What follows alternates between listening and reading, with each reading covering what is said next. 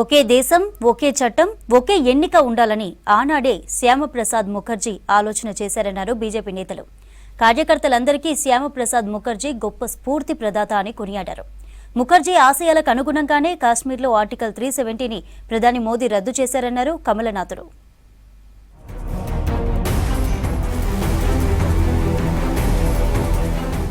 జనసంఘ్ వ్యవస్థాపకుడు మాజీ కేంద్ర మంత్రి డాక్టర్ శ్యామల ప్రసాద్ ముఖర్జీ జయంతి వేడుకలు రాష్ట్ర వ్యాప్తంగా ఘనంగా జరిగాయి.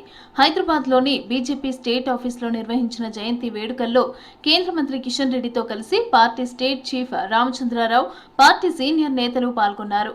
శ్యామ్ ప్రసాద్ ముఖర్జీ చిత్రపటానికి పూలమాలలు వేసి ఘనంగా నివాళులర్పించారు నేతలు.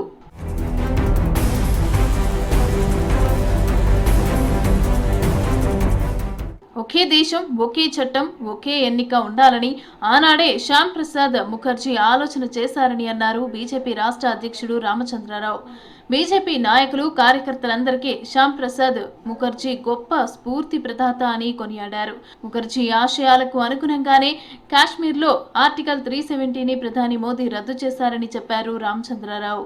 శ్రీ శ్యామప్రసాద్ ముఖర్జీ గారి యొక్క జయంతి నాడు పార్టీలో పనిచేస్తున్న కార్యకర్తలు, నాయకులు అందరూ కూడా వారి జీవితాన్ని ఒక స్ఫూర్తిగా తీసుకొని వారు అనేకమైనటువంటి ఒక అచీవ్మెంట్స్ చేసి జనసంఘ్ స్థాపించి అంతకుముందు వారు మంత్రిగా ఉంటూ కాశ్మీర్ సమస్యపై వారు ఆ రోజు కాశ్మీర్లో 2 ప్రధానమంత్రులు, 2 ముఖ్యమంత్రులు, 2 రాజ్యాంగాలు, 2 జెండాలు ఇవి నడవదు అని చెప్పేసి స్పష్టంగా ఆ రోజు నుంచి పోరాడినటువంటి వ్యక్తి శ్యామప్రసాద్ ముఖర్జీ గారు.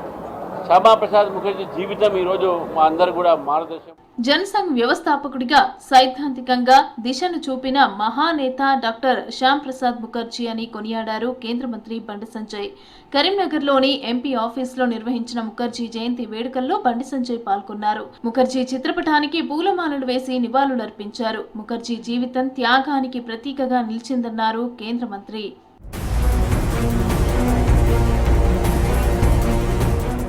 రంగారెడ్డి జిల్లా మహేశ్వరంలోని అల్మాస్గూడలో శ్యామ్ ప్రసాద్ ముఖర్జీ జయంతి వేడుకలను బీజేపీ నేతలు ఘనంగా నిర్వహించారు. బీజేపీ జిల్లా అధ్యక్షుడు రాజ్ భూపాల్ గౌడ్ పార్టీ జెండా ఆవిష్కరించారు. కార్యక్రమంలో నియోజకవర్గ incharge Andela Sriramulu Yadav, BJP state council సభ్యులు పాల్గొన్నారు.